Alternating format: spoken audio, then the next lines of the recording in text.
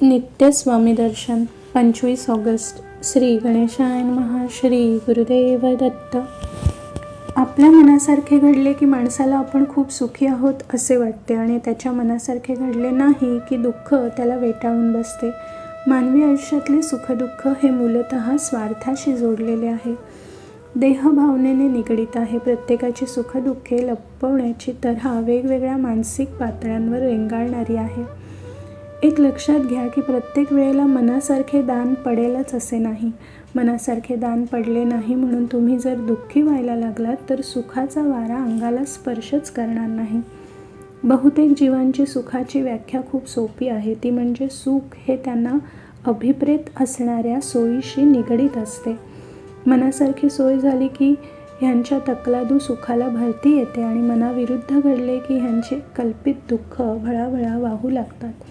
माझ्या प्राणप्रिय स्वामी भक्तांनो, एक सांगतो तेवढे काळजीपूर्वक ऐका. जगात सुख किंवा दुःख असे काहीच नाही.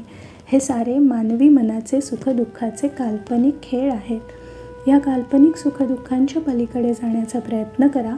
त्यासाठी फक्त नामस्मरण हा एकमेव उपाय आहे. कारण स्वामींचे नाम अखंडपणे घेत राहिलात तर सुखदुःखांचे हे वारंवार बसणारे धक्के कमी होत जातात. स्वामींचे नाम घेतले तर मन शांत होत जाते, आपली वृत्ती बदलते.